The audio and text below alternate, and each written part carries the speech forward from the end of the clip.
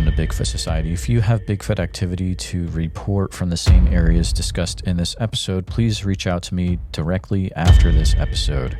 And if you'd like to be on the podcast to discuss a personal Bigfoot encounter, please reach out to me directly at bigfootsociety@gmail.com. Do you wish there was more Bigfoot Society to listen to every week? Well, there is now. If you become a supporting member over at Patreon, you get a special members-only episode every single week on Wednesdays, and sometimes even more episodes. Head on over to patreon.com/The Bigfoot Society. And now let's get on with the show. 3, 2, 1. All right, Bigfoot Society, we've got the privilege of talking to Brian. Brian is a psychotherapist from New York City, and I'm excited to talk to him. He has given me a few things in his submitted info, and it's going to be a very interesting interview. I'm excited for it. So, Brian, welcome to the show tonight. Thank you. Thanks for doing the show. And I want to give thanks to Barb, who did your episode 426, who inspired me to write in and contact you. And I came away from listening to her just really wanting to kind of contribute to the conversation, and especially because I draw very similar conclusions to her. I think they are trying to ready us for more contact. And so I kind of wanted to support her. That was what made me want to reach out to you. Oh, absolutely. And Barb was such a fun individual to talk to. She really has some interesting things going on in that property out in Washington State. Yep. So, and go ahead. I was going to say, I don't know if you remember, you had some technical difficulties in the beginning of that interview. And I think you made a joke as if you thought it was maybe the government or the Men in Black or something, but she took it to be the Sasquatch people maybe interfering. And it seems like Native American elders, before they talk openly about them, they're in the habit of just kind of like acknowledging they might be listening, they might be tuned into the fact that this conversation is happening, and just reassure them that anything being talked about is in service to better relations. And so I want to put that out there just in case, because that's where I'm coming from as well. Oh, absolutely. That's a really interesting way to look at it. I've never thought of that before. Thank you. Of course. So just want me to just jump into my story? Brian, before you jump into it, can we spend a few minutes, if you could explain a little bit about, for the people that don't know what a psychotherapist is, what that entails. All right. Well, psychotherapy is like mental health counseling. It's in service to helping people to work through emotional issues. A lot of times very deeply rooted emotional issues. My background, I'm pretty traditionally trained. I went to an institute and I trained in developmental psychology. So it's kind of like making the connection between how issues in the now connect to childhood issues and traumas and etc. And, there's a lot of different kinds of therapists out there. And I originally studied developmental psychology because I chiefly wanted to work with adolescents. That was who I worked with for the first 10, 11 years of my practice. But now I work personally, which means it's a type of therapy that is spirituality inclusive. And for example, people that want to talk about their experiences with the Sasquatch people, and if they want to talk to a therapist that's going to take them seriously and not pathologize them, not think they were, delusional or, psychotic or anything, transpersonal therapists are ready to talk to them. So like if anybody needs that kind of help, that would be the specialization I'd say to look for. Well, that is I've never heard of that before. That's really interesting and pretty cool, though. Thank you for sharing that. Of course. Brian, I would love to have you start. What got you into the whole Bigfoot topic to begin with? What was your first introduction to it? Well, first, coming from New York City, Bigfoot had nothing to do with my life. I never would have thought it'd be part of a conversation like this. Now it's very important to me. But I started having experiences that I knew had to do with, I don't think they actually like to be called Sasquatch. I think like the forest people, something more neutral like that is better. But I started having experiences in the 2000 teens and it's all pretty woo at that point. I've since come to realize that I've been having experiences throughout my life, and there's even a condition I was born with that I think predisposed me to having these contacts. But in the 2000 teens, like circa 2004, first just to say this is a weird part, but like I started getting a lot of recommendations of Bigfoot videos on YouTube, and I don't know why they did that, made the algorithm match it up with me, but I was watching those videos, and I was a psychic kid, and I have had, it's, well, in transpersonal language, I've had the high spiritual intelligence, so I have a lot of spiritual experiences, unusual spiritual experiences, and I started having what is sometimes called the Glimmer Man experience, which I think in this community you think of as the predator cloaking effect. But I would have these experiences of this large, that cloaked kind of heat on the highway energy type of being, would just kind of just wander into my living room, just kind of stand there for a while, wander out. I started having something big slapping my house, slapping, and this is on Staten Island. This is not in the country. I was about to jump in real quick. So this is amazing. So you were seeing like the predator type effect. Yeah. Oh yeah. Yeah. On Staten Island. Some people call it Glimmer Man. Yeah. Yes. And it was like, and it looked like a Hulk, like the Incredible Hulk shaped Glimmer Man.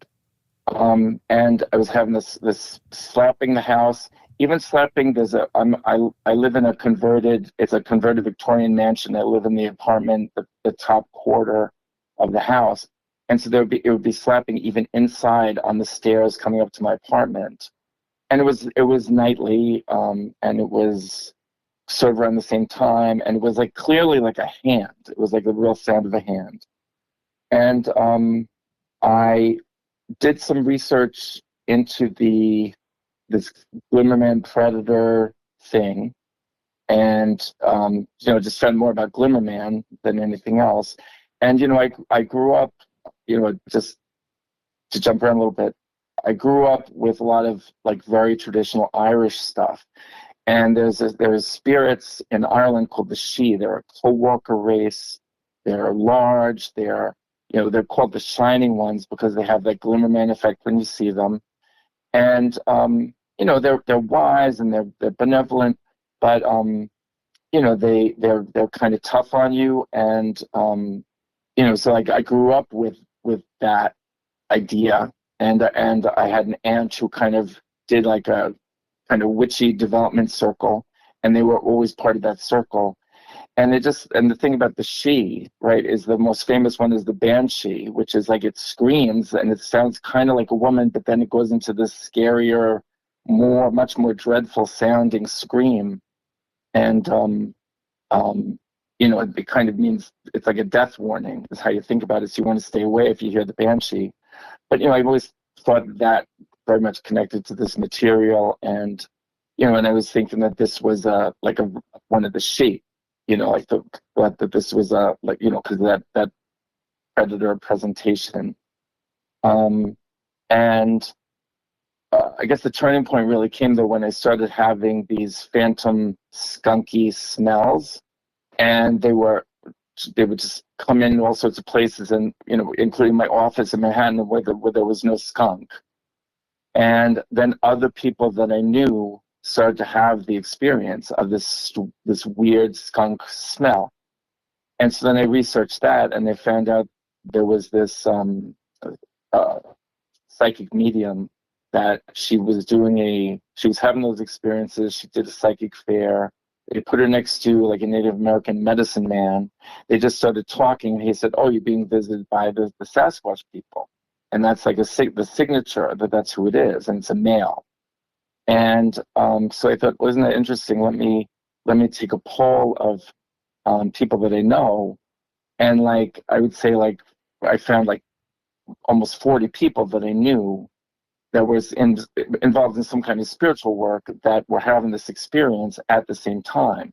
And one of the people that I reached out to, this is around 2016, one of the people that I reached out to was a shaman. And he wrote back to me, said, "This is so funny you're writing to me. I'm in a conference in Seattle right now, and this is all what everyone's talking about." And they were saying that it's the year of the Hindu god Hanuman, who is the king of the monkey people in the Hinduism religion. And that, so it's like his year and his people, and they protect the earth. And so they were saying that this was the year of Hanuman, and that the monkey people were making themselves more known that year. And, so a lot of people were having that experience. And he was like, but we're up here in Seattle, we're thinking it more of as Sasquatch. And so that got me really into looking more and more into the Sasquatch material. And that's how I figured out, oh, wow, there's all these things from my history that I never connected to it before.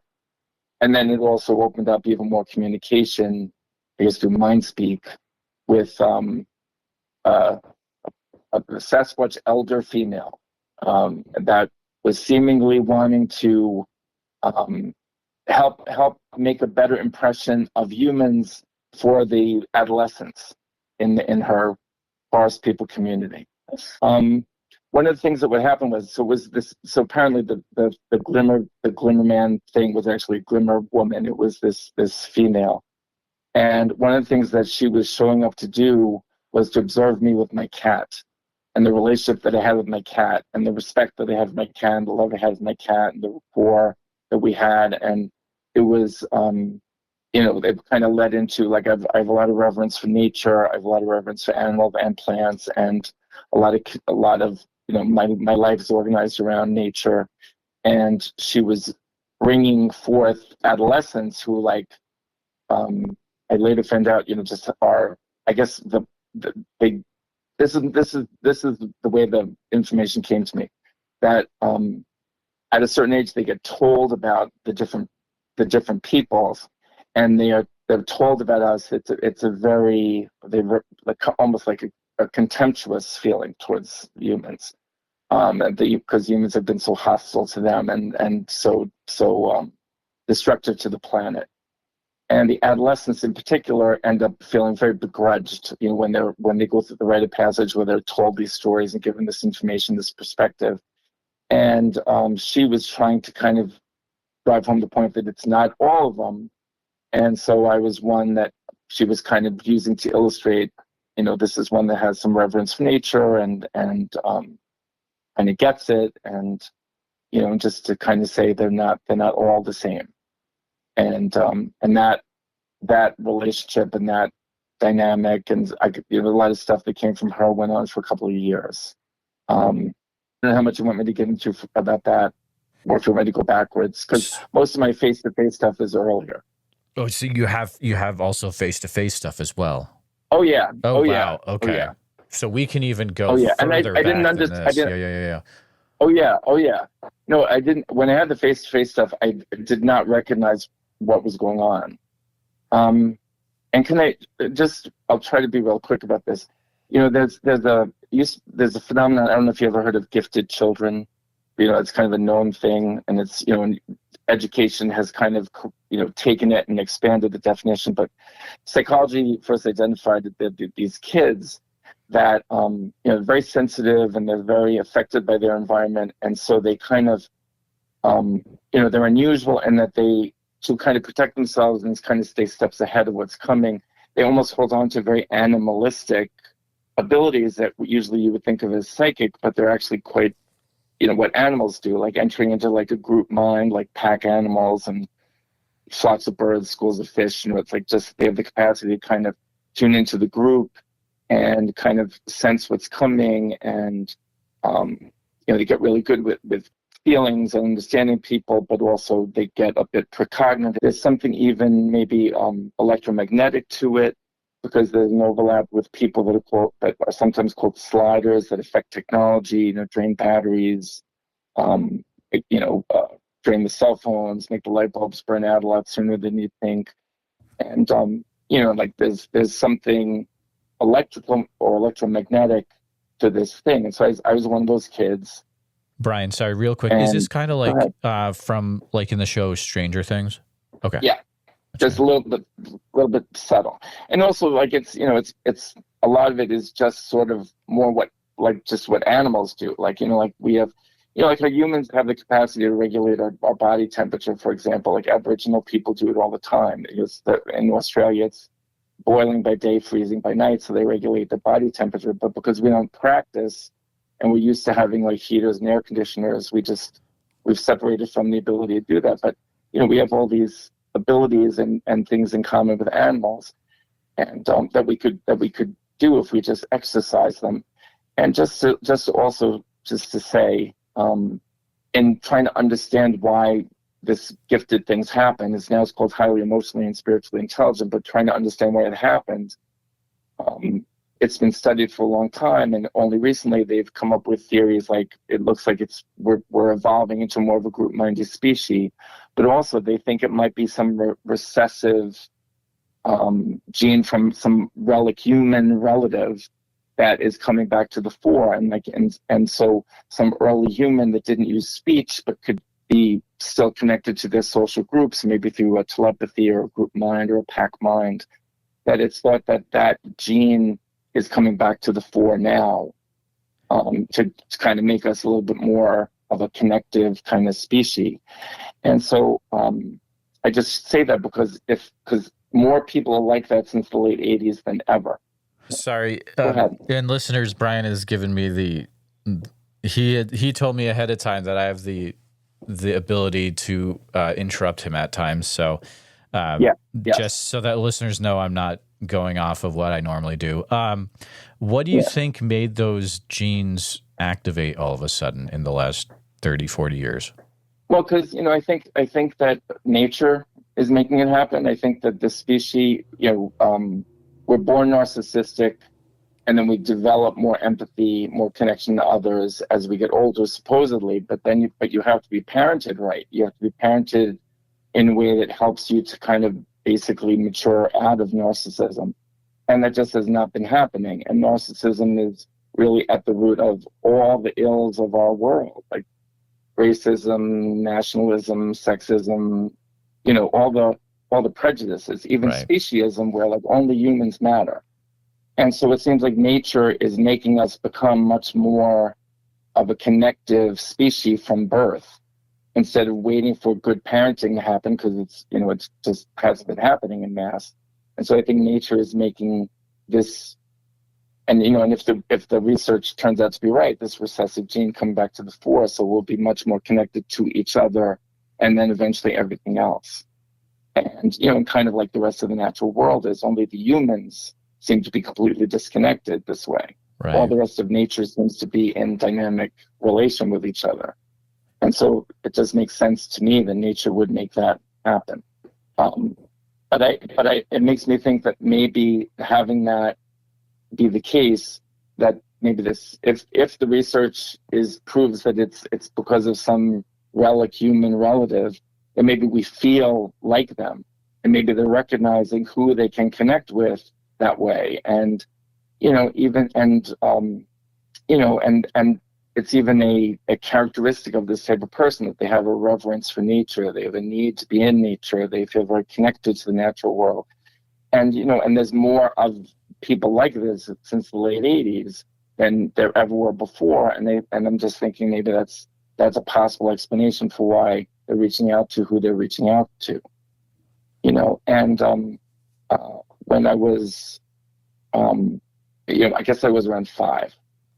I had stayed with my grandmother in a house full of relatives. When my grandmother and I were the early risers, it was like 6:30 in the morning. Nobody else was going to be up till noon. My grandmother had the idea that we should walk her dog to this not so nearby park where, we could just like hang out. And it was so early on a weekend morning that we'd have a place for ourselves. And so we went to this park, and we were barely in the park where my grandmother just kind of conked out, and she sat at the first bench that we came to and really passed out, and which in retrospect was strange, because my grandmother was actually very protective, and it was strange that she wouldn't stay awake to keep an eye on me. But I just figured, okay, the walk was more than she thought. Even the dog was conked out. So I thought, well, I'll just, I've had these 2 action figures I brought with me. I'm just going to play in the stream, but I'm going to across the stream, be on the other side of the stream so I could see my grandmother. And it was not deep into the park at all. There was a main street rather that we came in from. There was another connective main street where there was a slow-moving string of cars entering a parking lot to the children's zoo, which is right nearby. And I share that because it's part of the story. But otherwise, it was very quiet. Nobody else was there that early on the weekend morning. And so I just am playing with these little figures in the stream. And, and I was across the stream, so I was within shot of my grandmother. And I was like, I guess it was, I knew about kidnappers, I knew about stray dogs, I knew about mean older kids. Like I was not like so caught up in my play that I wasn't paying attention. So I was surprised when all of a sudden there was this weird, hairy girl. And she like head and shoulders taller than me. I'm gonna describe it, but this was really fast. It all happened really fast, but it just, made an impact. Head and shoulders taller. She looked like she had Down syndrome. I don't know how many Catholics you have where you are, but I was raised Catholic, and on a holiday called Ash Wednesday, you get this ash oil mixture of it gets painted in the form of a cross on your forehead. Her whole skin looked like it was this oily ash, like gray, blotchy, oily thing, like she just covered her whole skin. She looked like a baby orangutan, like tufts of hair on top, little spots of hair. I don't remember genitals, but I always think of her as a girl. This is another piece that's weird. I would have thought I would be weirded out by her, but I was delighted. I was so delighted to see her. I was just so excited by her. And she was, I took it to be like shy. She was avoiding eye contact. She was, I guess, swaying a little bit, looking at me side eye, but really not really looking at me. And then all of a sudden, she was like so quick. She like turned my hands, reached under my fingers around my toys and started taking them. And she was so strong that when she pulled them, she pulled me, and I let out this involuntary New York "hey," just like real quick, just involuntary. And as soon as I made that noise, she dropped them, turned, and she did this weird, it's like how people describe this weird floaty, like the way she's moving, the physics wasn't lining up with the movement. Like it just kind of shorted my brain out a little bit. And my grandmother heard me make, say, hey. And so she started calling me. But the girl, she jumped over a bush that should not have covered her. But when she went over that bush or floated over the bush, whatever it is that she did, she was gone. And there wasn't enough brush beyond to conceal her, but she was just gone. And so I went to, first I went to the stream, and I had to, I had to wash my hands and my fingers because she was so I thought sweaty, but like a slimy. She felt like slimy, and it felt like my toys had this sweat on them. And I just washed them real quick in the stream and went and told my grandmother, and she surmised, well, she must be part of the event at the zoo that these cars are lined up for, and that made enough of an explanation for me. But I was like, okay, and why couldn't see her past when she jumped over the bush? I just let it go. And it was just, just a weird moment that I didn't think Sasquatch. I just thought she was just part of the zoo, event. And then the next one was maybe, it could be a year or two later. I was in the Catskills, and I was sitting Brian, sorry, real quick, before we go to a completely different location, I want to chat about, because that's a different story. So, so Staten Island, I'm looking on a map. Was this Staten Island Zoo area? Yes. Okay. Clove Lakes Park and the Staten Island Zoo. Gotcha. Yeah. So the interesting thing is, and I'm sure listeners know about the Bigfoot mapping project, and you go to bigfootmap.com. It's cool because you can see areas lit up where there's a lot of activities. And I'm not saying that Staten Island has activity, but it is really interesting how if you look on a map, that it is relatively, close to that North New Jersey area that has so much Bigfoot activity. Yeah. And who's to say that a random Bigfoot or a family could swim across some water or take the bridge across and end up on the island? We don't know. But I'm saying that, yeah, it's in relative proximity to a ton of action that happens in the North New Jersey area. I believe it's Sussex County. So yeah, I just wanted to point that out to any listeners that are like, well, this sounds a little wild because it's in New York City, but look at the full picture, guys. There's the stuff Pine going Barrens, on. The Pine Barrens, the Pine Barrens you could swim, and we have all sorts of, like, as I guess New Jersey has been developing, so much wildlife has come over here that we never had before. And so it's, we're really close to New Jersey. There's, even though it's part of New York City, it's much closer to New Jersey. Okay, so that's interesting. So you're saying you're actually in pretty close proximity to the Pine Barrens as well. Yeah. Oh boy, yeah, that's a whole different story because there's so much activity in the Pine Barrens. I've talked to people over the years. It's wild. Right. And there are other sightings of Sasquatch on Staten Island. They call it trash squatch. Really? Every time anybody sees it, it's going through the garbage. Can you share any of those sightings that you've heard, or? I only know of one, and it was like in the 70s. This woman, this one woman came forward about it. I know there's a man right now that has a life-size Sasquatch silhouette in his yard, and he will not talk about why he has it in his yard. He won't talk about what it means, why he has it there. But it's this woman that saw it, and it's like, it's researchable. It's like, I googled it. I didn't know her, so I found it on Google. But she had that experience, and then she said that other people that she knew had told her that they've seen them going through the garbage. That's incredible. Yeah. I mean, well, there you go. So there's a history, and I hope people reach out if you know someone who saw Trasquatch back in the 1970s. But the gentleman that has it in his yard, did you try to talk to him directly, or?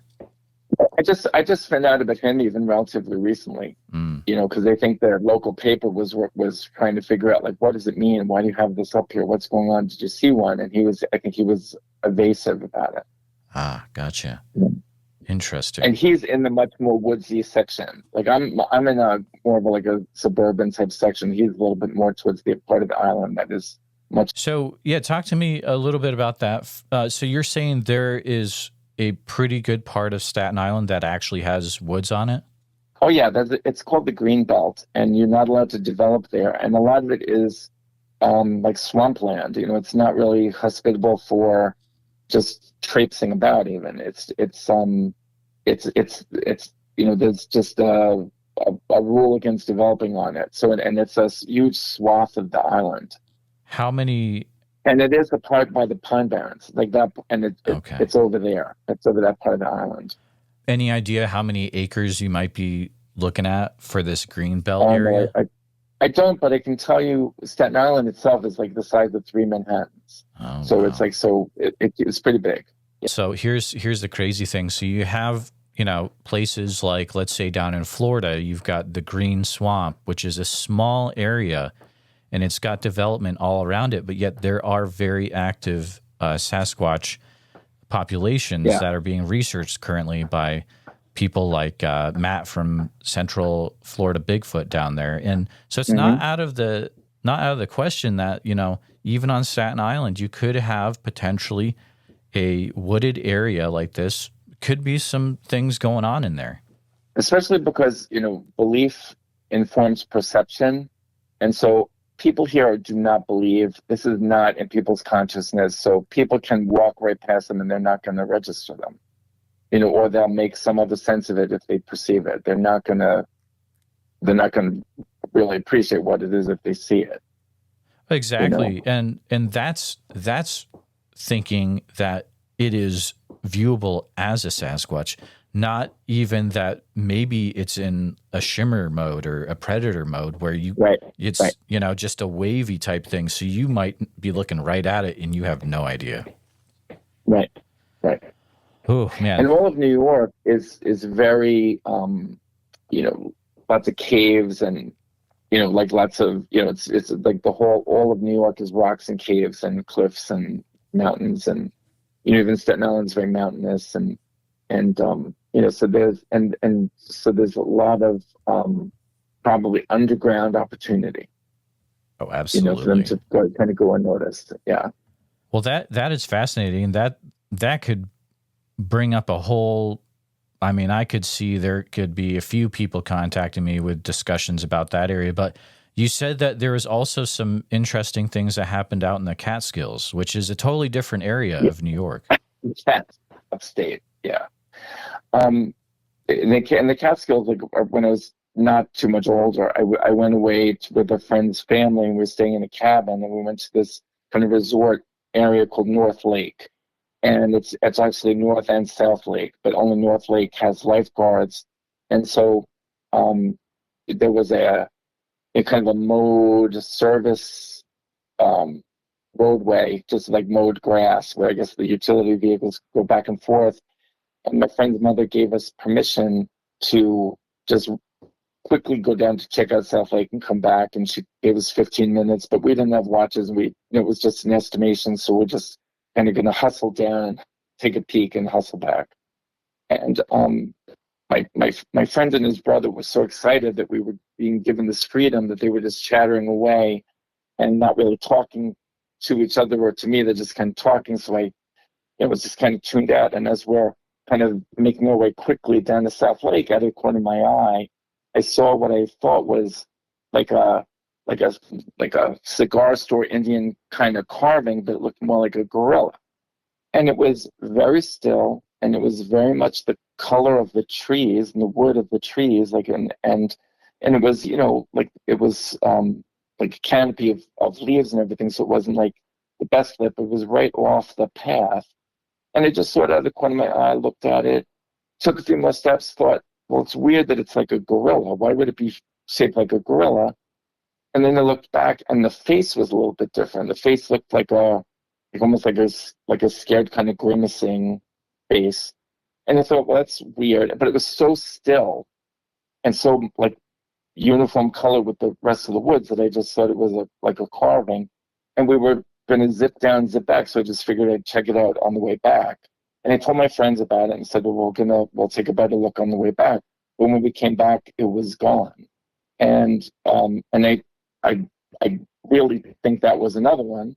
And it was, but it was a different look. It was like a much more like a patty, kind of like, rolls, like kind of rounded, looking, with a heavy brow and, and the teeth in particular, like it was just all just square shaped teeth. But it was just looked weird that it would be, I would not be surprised for like some kind of a carving in that resorty area, but it just was strange that it was a gorilla. And then I looked at it twice, and then it was gone. And we like went back and we really looked for it, and it was just gone. And it wasn't terribly big. Memory's not perfect, but I would put it around 5 feet tall, like taller than us, and round and bulky and really still. It stood really, really still. And so that was the second one. And so we went two more. Oh yeah, Catskills is there's such an interesting area. I've been there myself as a child. It used to be the Catskill Game Park, which is no longer there.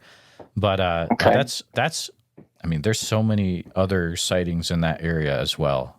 So definitely, go right ahead. All right. So the third one, I have two different experiences of, I think, the same ones. It was like 2002. I was a friend of mine took me to Lilydale, New York, which is an hour outside of Buffalo. Lilydale is famous in the world as like the Mecca of the religion of spiritualism, but for this community, it's famous for it's built around Lake Casadega, and they excavated giant skeletons from the shoreline of Lake Casadega. They got taken to, I guess, a museum in Buffalo, and then brought someplace else to be put on display. Got written up in newspapers and everything.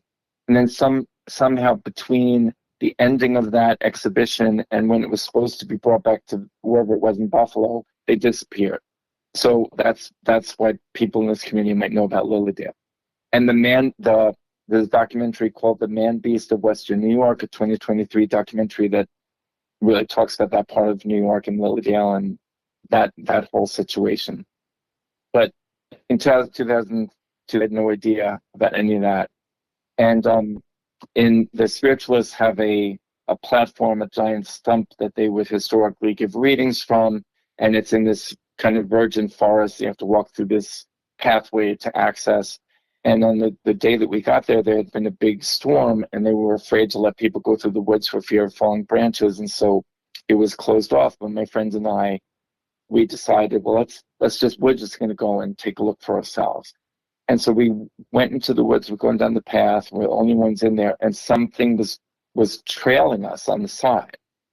And and it had the feel of like teenage prankster type, somebody just trailing us and stopping when we stop, and and so we walked down the trail, and it went all the way, wherever it was, went all the way down with us. And then when we came back, we decided to sit on a bench to see what happens. And out of our periphery, we could see them, like they were behind some fallen trees popping up. And I thought, well, let me try to take a picture of my friend, but I'll try to get them in the picture, because we could see it was a very weird presentation. It looked like, I would say it looked like they had fur scuba gear on, with just the faces and the hands exposed. And they were tall and lanky, and they had some kind of some kind of gear, like a little bag or something, but they had some kind of gear on the shoulders, and they were just popping up, peeking at us. If we went to look at them full on, they pulled away. And in the picture, I got them, but where they aren't, but their image in the picture looks like almost like there's like a coffee stain or something over them, like just it came out discolored, where they are in the pictures. You kind of see them, but it's a little blemish in the picture. But no idea, not thinking about it as Sasquatch. Thought it was like they looked like Native American. The faces looked like very like sharp Native American kind of features, but human, just sharp features, and kind of like the red skin. And during the same trip, Lilydale's famous for like having a kind of an energy that makes it hard to sleep. My friend slept just fine, but I couldn't sleep. And they said, well, there's always people that can't sleep walking around. So if you just go outside at night, there's always going to be somebody else that can't sleep that you can talk to. And it was true. I went out, there were plenty of people out. And so I just was walking around, and I decided I would not only, again, check out the woods, but I would make a detour into a pet cemetery that was like off the trail. And when I went into the pet cemetery, I could see 4 of these guys standing all around like a new grave at the far end of the cemetery. And it was my first time ever seeing the cemetery, so we didn't have a sense of like the scale of anything. But there was a fence at the back of the cemetery that turns out to be about 5 feet, 5.5 feet. And these guys are perfectly still, just standing around this grave. They're looking kind of reverent, kind of like, just standing in a very similar position, head down. But at some point I got, as I was easing into getting closer to them, they just abruptly all turned in unison. And the way that they all went over the fence it didn't make sense, because they must have been about like maybe 7 feet tall. But even to, they'd have to like hop over this 5 foot tall fence, but they could one of them looked like it floated. One of them looked like its leg extended so it could step over. It was just a weird, my brain sorted out again, trying to take in what they were doing. You know, it just however they moved, it just didn't make sense. And then and in that documentary, they have Native American art depicting what I saw. These, and they're tall, they're skinny. It's just the humanish face, all black, and the hands, you know, like the exposed, like fleshy hands and face, and you know, in the images they're depicted as very gigantic, chasing the Native Americans. But it was exactly what I saw, and now that, according to that documentary, that is thought to be the nexus of upstate New York right now, of like the activity, you know. So that was my next one. It's incredible that you share that, because I've talked to an individual. His name is Ryan Reading. This is back in April. He spent years and years researching Western New York in that same area, just outside of Lilydale. And everything that you just said, I mean, he's pretty much saying similar things where there's, you know, Bigfoot he's running into in the woods, and the way that they're interacting is just, you know, stuff that would be considered, but, you know, like mind speak, etc. And that interview I had with him kind of changed a lot of things, the way I looked at things regarding the subject. But that's episode 418. It's a members only episode, so a few people haven't seen it, but I just wanted to say, I mean, you're not the only one that has experienced that type of activity in that same area. It's intense out there. Yeah. And then my last one's another one on Staten Island, maybe around 2010. I had a dog, and I was walking around maybe 12:30 at night, and we could hear this incredibly loud owl hooting, like super loud, like a booming owl hoot. And first of all, we don't get a lot of owls over here. So, I mean, so it's just weird even to just hear an owl, let alone it was booming. And we walked for blocks before we found people standing under this tree where they said this owl was up there. And I went under the tree and I looked up, and it didn't look like an owl. It looked like to me, it looked like a child in a onesie clutching the tree. Really? And it didn't do any of those, you know, usually like a bird would like the feathers rustle, or like the, you know, certainly an owl, like the head moves around. And it was just that I've even seen, like, somebody took a film one time of what they thought was a baby Sasquatch, just like completely limbs around the bare treetop, head tucked in. And, you know, and the people in that video, like, is that a bear? What is that? It doesn't have ears. Like, you know, but it looked exactly like that, just from below, but it looked like a kid in a onesie. And the hooting was so, like, so loud, like just incredibly loud. And so I know that I have since learned, like, that's a thing, you know, like that's, you know, when you know, it sounds like the animal, but the volume is just over the top. Oh, it's absolutely a thing. Yeah, it's absolutely a thing. I mean, I've got reports just recently from Oregon where, you know, they hear loud, large ravens, loud, large owls that are way too big for a normal owl. It's just, yeah, that is an absolute thing. All right, so I didn't see anything during COVID, but we had a lot of activity, I think, with Sasquatch during COVID, and at least during COVID, I knew what it was by then. Really? But they were making, like, you know, it makes me think of the Banshee. They were making, we had so much, you know, ambulance activity, and I live right by the hospital, right down the street from the hospital. Okay. And they were making booming, like, siren sounds. There's a lot right behind me where they were making, it sounded like they were imitating, like, you know, like when the sounds of cars as they come closer and then they drive off, like they were just imitating the sounds. And so it sounded like a human imitation of motorcycles, of cars, and like the sound of them approaching, being in front of you, and then driving off. But it was all coming from the same area. And you know, and the sirens up at the hospital. And my neighbors, we shut down in March. Right. And my next door neighbor, she graduated from high school. And so her mother said, I want to have a little party, so let's just have the immediate neighbors come over. And during her party, everyone's talking about, are you hearing those weird crashing noises of those deer? There's like there's stuff crashing through the lot. It's like crazy. And then another couple was saying, yeah, and there's this weird, I don't know if they're Chinese, they're going through our garbage. Sounds like husband and wife fighting, talking in Chinese, going through our garbage. No way. Yeah. And wow. Yeah, just all sorts of stuff like that. And everyone talking about they felt like someone's watching in the woods. They feel like there's somebody watching them. There's like everyone's talking about that. The woods it's a lot right behind my house. And this is just to say this too. It's there's a church that replaced a house where there was a big arboretum, and the arboretum was the length of several backyards, including mine.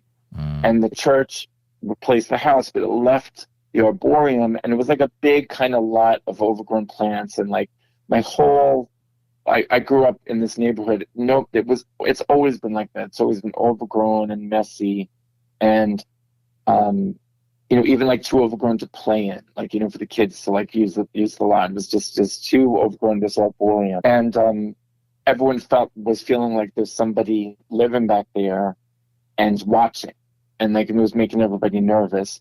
And I was having and they had like a mind speak experience, and it was like, look what at one point it was like, look what I did, and it made a big X with two big sticks or whatever, like just two young trees, and then it had like I don't know, like some kind of a lean-to teepee thing. Like, it was just like it had built these things where like come, and it was like saying come look and come see, and it was saying, it was like excited like a kid. But I was at the point in my reading about stuff, there was like cannibals, and it was like I didn't want to go, and right. so I was like I'm not I said I'm not coming, and then I offended it. I feel like it shut right off. But anyway, I wrote to Christopher Noel. Yeah, up in Vermont. Who does all the pre-structure stuff. Yep. And, so I wrote to him, and he was like, oh, well, tell me more. So I wrote back. I never heard back from him.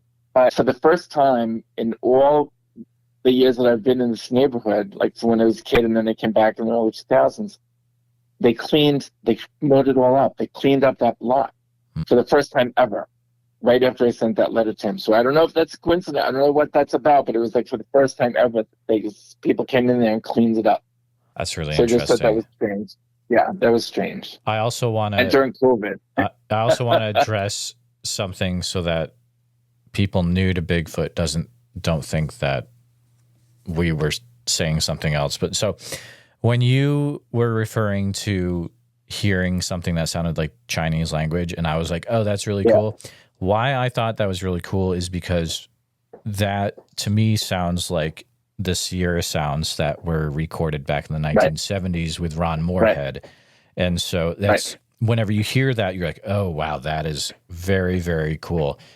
So that's for the new listeners. That's why I was like, that's pretty cool. Right. So, man, the more you tell me, this whole Staten Island Sasquatch, Trash Squatch, could be something there, man.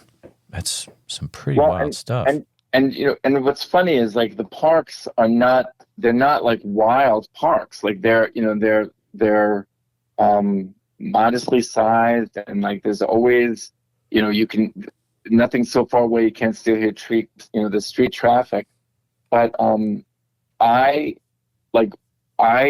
have seen what look like smaller versions of the structures, right?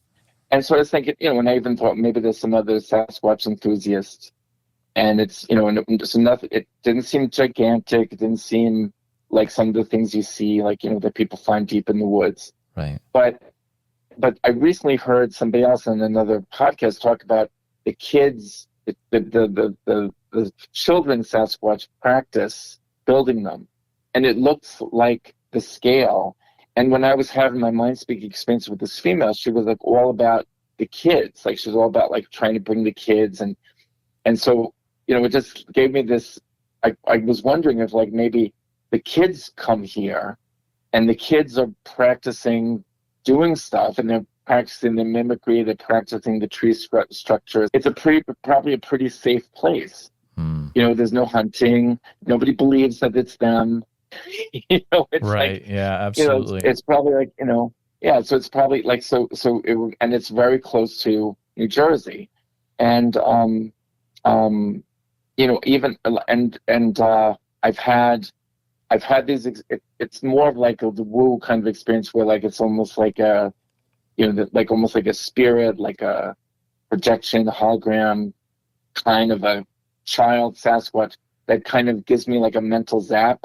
But it's like that. It's like if you like a teenager annoying an animal, you know. It's like they think it's funny, and Right.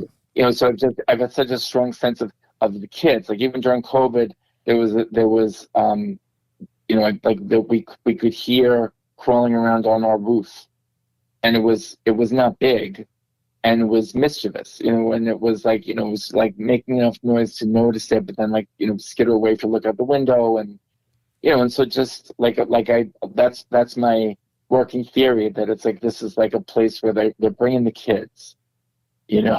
It's kind of like their big summer camp training area or something. Who knows? Something, I don't know. So Yeah. you have all that stuff going on around COVID. Now, was the stuff from earlier going on at the same time, where there was like the cloaking effect, the glimmer stuff, and the slapping of the house? Was that all at the same time?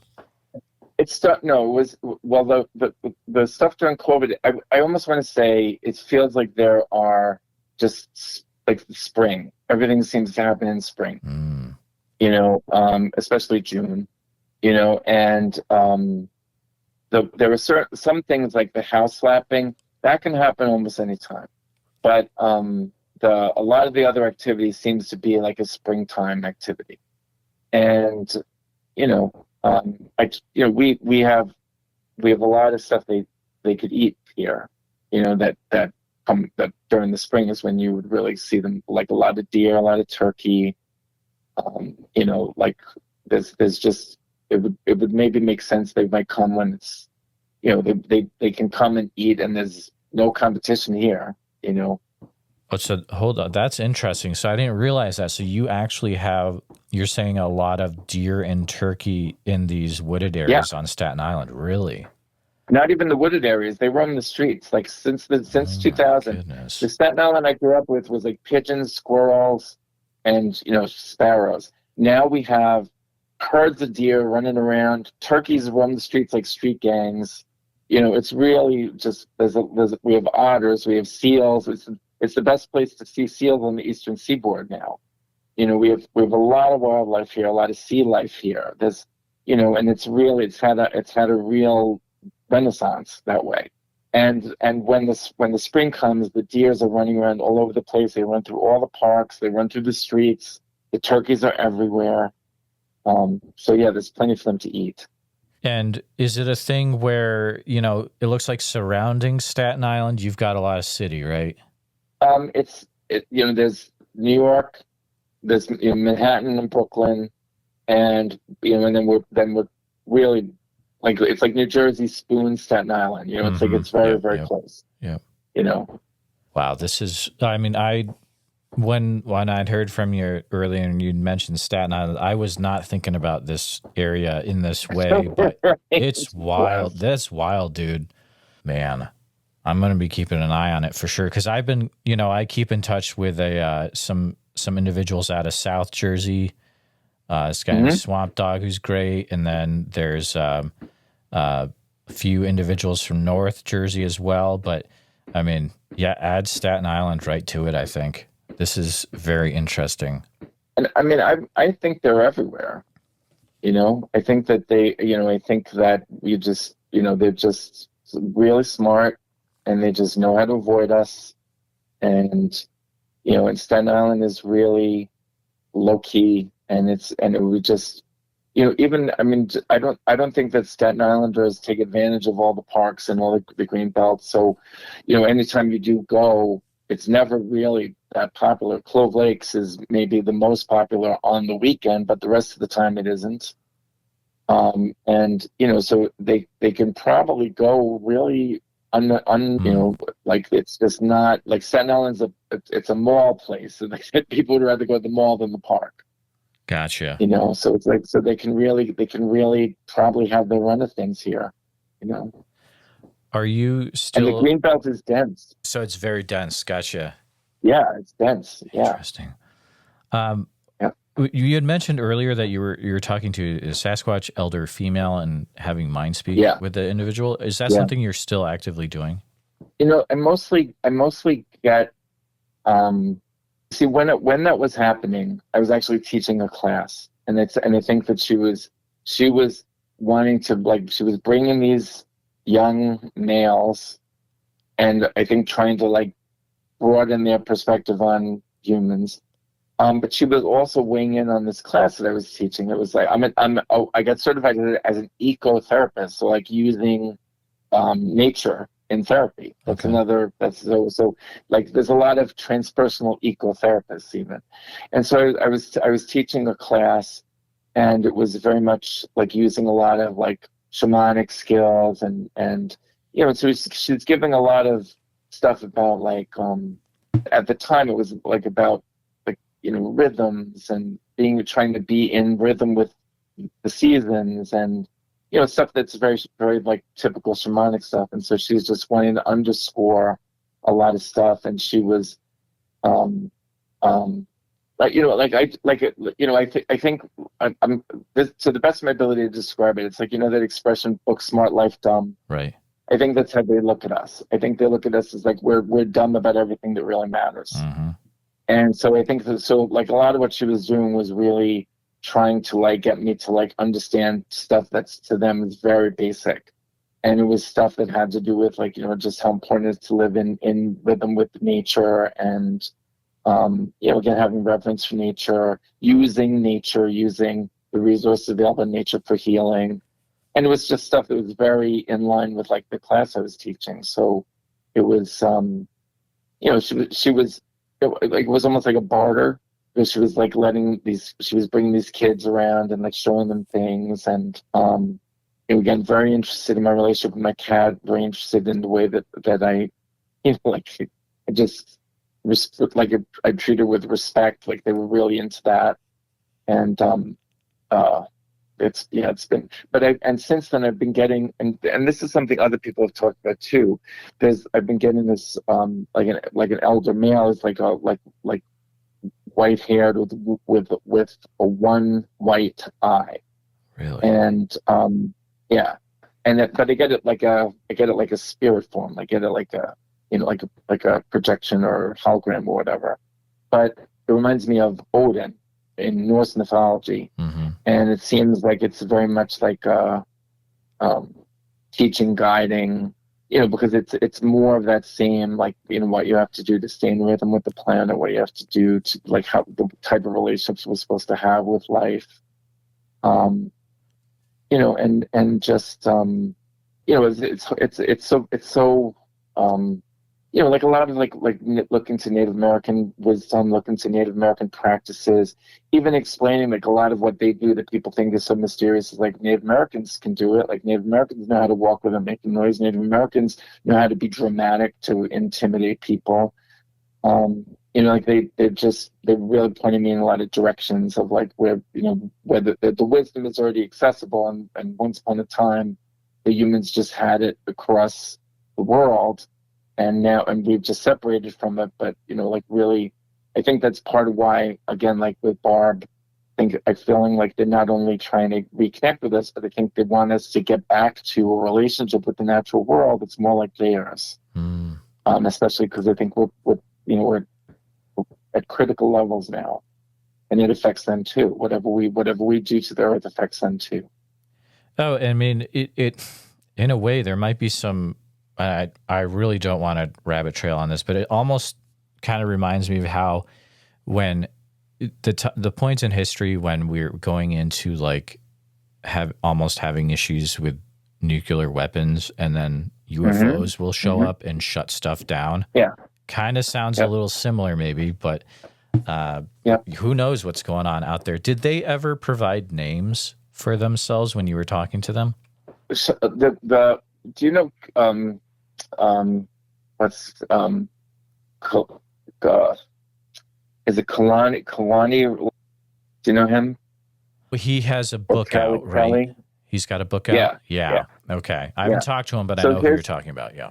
Okay. So his wife is like, she does the psychic Sasquatch communication. Mm-hmm. And she when I just went to her and I said, I just said, I'm having an experience. I don't want to give you any information. She said, you have this elder female that comes through and she's bringing the young man. And I was like, that's right. That's exactly it. And so she gave me the name Nanette. And what's funny is that the name Nanette is an important name in my life. Even the friend that I went to Lilydale with, her name is Nanette. And so it's funny that I have a lot of Nanettes in my life. And then this Sasquatch female said her name is Nanette. So that was the only thing that's the only name that I got from them.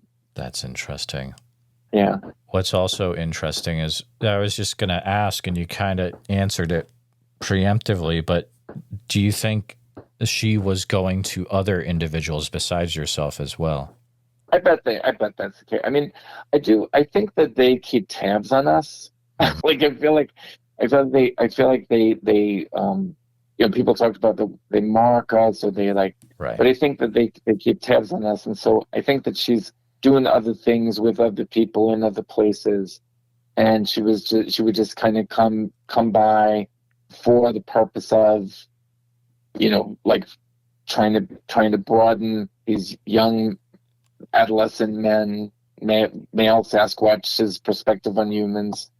Because I do think they hold us in a kind of contempt. Sorry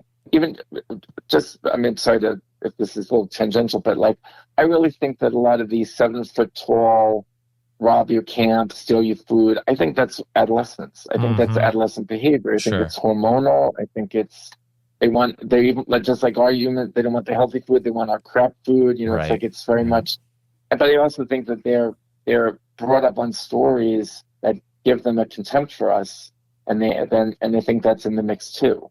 That they have a hostility towards us because of the stories that they're raised with. Can you imagine the stories they must have? What their viewpoint of certain things must be? It must be incredible. Just right. I can't imagine. Right. Did she ever say where she was based out of? Like, if she was talking to you from a certain area, or? I felt like she must be local. Because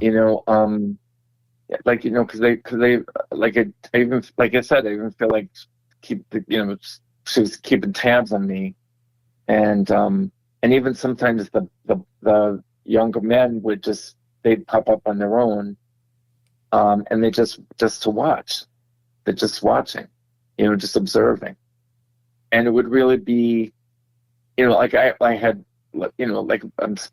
even just with my cat, just to say, my cat, I had really great rapport with her. I even feel like one time I got up from the couch and went to feed her, and I just realized, I think she just told me her food is empty, her bowl's empty, and it was like, I think my cat just communicated to me. And so I was thinking that something like that is what made them interested in the relationship, that it was like we were in rapport. And when she died, and we buried her in the yard, they put this at the time I didn't understand what it was. It was this strange, looked like a weird deformed tree, but it was the tree turned upside down with the roots, it was like the top of the tree in the ground, and the ball of roots was exposed, and they put that behind where she was buried. Do you have pictures of that? I don't. I just didn't think that way. But, first of all, I never was thinking I would go public with anything. So I took a picture of the X in the yard to send to Christopher Knoll. That's about the only picture that I took of anything going on in the yard. Also, it's very hard to lose to go through a loss like that. So I'm sorry for that as well. That you had to experience that. But it's fascinating, though, that they did that. If you look at what is found in places like Southeast Alaska, Prince of Wales Island, Pacific Northwest, you see things like that, you know, that tree upside down. And that is to me is fascinating that you experience that. Well, and also at the time, I didn't know that was a thing, you know, so it's like, that's, you know, so it was just a weird, you know, I didn't recognize that's what it was at all until I started reading more Sasquatch material. And they said, this is it's like a marker of theirs, and said, oh, that's what they did when my cat died. You mentioned that, so you are I know some of this you have to be careful because, you know, you are of what your line of work is, but so you talk to quite a few people and help them through what they've seen regarding Sasquatch?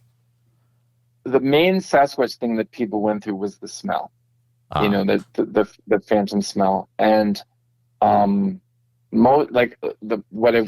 that's just the thing that happens. You know, I got a lot of certifications, you know, and so I got certified as a Qigong instructor. And one of the reasons why I got that certification is because from a Qigong perspective, the more healthy you are, the more intuitive, the more psychic. And even if you're not intuitive and psychic, that means you're not well.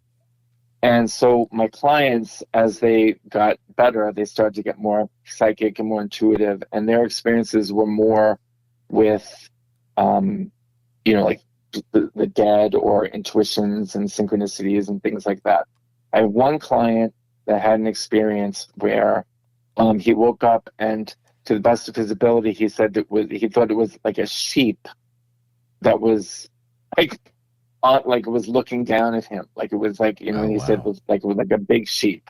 And I think that was, you know, his brain made sense of it as a sheep, but I think that he had a Sasquatch experience. Mm-hmm. And that's the closest that I know of. And you know, but in transpersonal psychology, there's like, you know, there's even a book called Spiritual Emergency, and I believe they have a chapter on you know, like UFOs and Sasquatch, you know, that when people have those experiences, and how it seems like it goes one of two ways. Either it opens up the whole paradigm of what's possible, and that's why they have so many different kinds of experiences, that they see Sasquatch, all of a sudden then they're seeing extraterrestrials and ghosts and etc. Or the people get so scared they lock down, and it's like it's just an ape in the woods, and it's just Nephilim, and it's just, you know, it's just going to still fit into my pre-existing beliefs, and they would just really double down because they're so unnerved by it. But it's, you know, that's why in transpersonal psychology, they acknowledge that, like, you know, there's got to be something going on, that all these people have these experiences, you know, a lot of like people that have abductions and things like that. Transpersonal therapy addresses it. Wow. So you've had years and years to work through this, to think through it, and you've experienced so many things. And have you come to a point where, you know, you can say, this is what Sasquatch is to me? I have a strong idea. I don't feel like I'm an expert. Mm-hmm. But I feel like they are. I think there's a whole bunch of different relic humans that survived, and I think that they've mostly gone underground. I think that you know, that first of all, anthropology and archaeology tells us that they have been practicing shamanism forever, and so after all this time, they're probably really amazing at it. And so I think that they have these abilities, and I think that you know, those abilities open them up to all sorts of other kinds of what you might, I don't know if you want to say spiritual beings, but I think that the fairies and the extraterrestrials and like that's why they're all in relation, because they think that the shamanic abilities, just like shamans, are open to all those things, you know. And so I think that they have just mastered all that shamanic stuff, and so they can do these amazing things that are probably things humans could do too if they believed and practiced and were trained. But I think that these are still surviving relic humans that have largely gone underground. And I think it's more than one type of relic human. I think it's, you know, and they're hybrids, you know, but like, you know, I think they've interbred. And I think they're really intelligent. I think they're super intelligent. I think they're not apes, and they are super intelligent. Oh, you know, whatever we're dealing with, there is there's intelligence there. No questions asked, because it's, in order to stay hidden, or who knows, exactly the other things they're all able to do. I mean, there's got to be a high level of intelligence. I would agree with you. If you, let's say, do you have any, if you have someone who's listening and they're experiencing things similar to this, do you have any advice of how they might best deal with that? Well, first I would say, be respectful, and, just maybe even consider that, unless you're one of the people you're coming too close to their children, if you're one of the people that they're actually reaching out to somehow, I would really feel honored by it. I think they don't just trust, easily. I think that you've probably done something that they've got a good impression of you. And, and I think that just really respect goes a long way. I think they can read intentions. I think they can basically communicate with us, whether it's actually through our language or through just energy that we translate ourselves. I don't know, but I would just say that to meditate, to really just try to be still, to not be afraid, to don't just assume all those the worst. I don't think that the ones that reach out are the ones to be worried about. I think that you could go to a spiritualist church and practice the skills of mediumship, and it would probably lend itself to having more communication, more contact with them. And the spiritualists don't care if you're not a spiritualist; they'll teach you. They just want to spread their word. So it's a place to learn skills. But I think that mostly, if you just could be still and just meditate, I think that they'll take it from there. Really, extremely interesting, Brian. It has been such an interesting conversation with you. Brian, psychotherapist from Staten Island, New York City. The conversation went areas I wasn't expecting, and I'm glad it did. But thank you so much for coming on. I know that we've kept you at first name only. I'm going to get a lot of emails. Are there ways people can contact you, or maybe we'll leave it to fate if people run across your path, they might be able to talk to you someday? Well, maybe I'll check the comments or something, and maybe I'll reach out. But I like that idea. I'll see what I can do. All right. I mean, I'm the only reason I'm keeping it on the down low is not because I'm so closed about it. I'm actually quite open with my community about this. It's just I'm full. My caseload is really full. Absolutely. My practice is full. So there you go, guys. If put something in the comments, and you never know if Brian might be watching and he might reach out to you. But Brian, thank you so much for coming on. It has been a pleasure. It's my honor, and thank you so much. Thank you so much for what you're doing, and for trying to get the word out there. So thank you so much. I appreciate that. Thank you. Have a good night. Please take a minute to help out the show by subscribing on YouTube, making sure you hit the bell so you don't miss any notifications, and share the episode on YouTube with a friend. Also, if you're listening to us on a podcast, thank you so much. Make sure that you're subscribed, share the show with a friend. Really, it's all about sharing the show wherever you can. If you've had a Bigfoot encounter related to the following, or know someone who has, please reach out to me at bigfootsociety@gmail.com or pass on my email. Here's the list. All right, I'm going to use this space this week to announce that I'll be at the Sasquatch Summerfest in Oak Ridge, Oregon as an attender. I won't be presenting or anything, but I'll be hanging out, trying to interview people that have had Bigfoot encounters. If you're from the Oak Ridge, Oregon area or surrounding and you've had a Bigfoot experience, please contact me directly, bigfootsociety@gmail.com. Also, Priscilla was nice enough that if you get your tickets through SasquatchSummerfest.com and use code Bigfoot Society, you can get 50% off the cost of your tickets, which is a big amount. So Code Bigfoot Society to get 50% off your tickets, SasquatchSummerFest.com, and helps out the podcast as well. A special thank you to all the Bigfoot Society Patreon and YouTube channel members. It's your support that helps keep the show going, and I extremely appreciate it. If you want to join in the fun, you can join over at patreon.com/The Bigfoot Society. I'll see you there. And again, thanks for listening.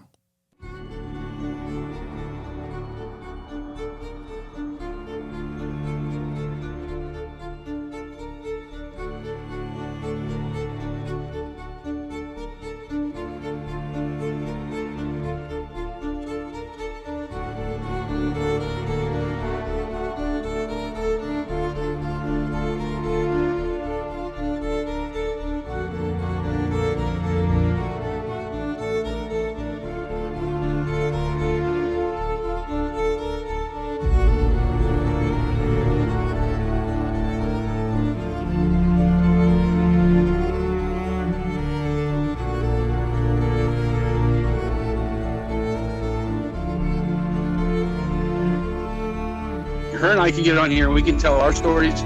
Maybe there's somebody else out there listening that's too afraid to tell their story. Maybe this will give them the courage to come out and not feel so bad about it. Who cares what anybody thinks? I know what I saw. I know what's out there. That's all I care about.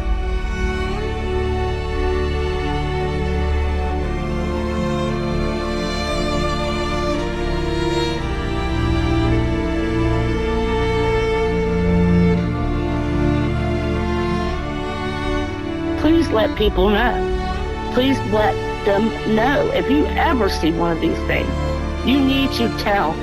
Because if you don't, then shame on you. You know? Shame on you.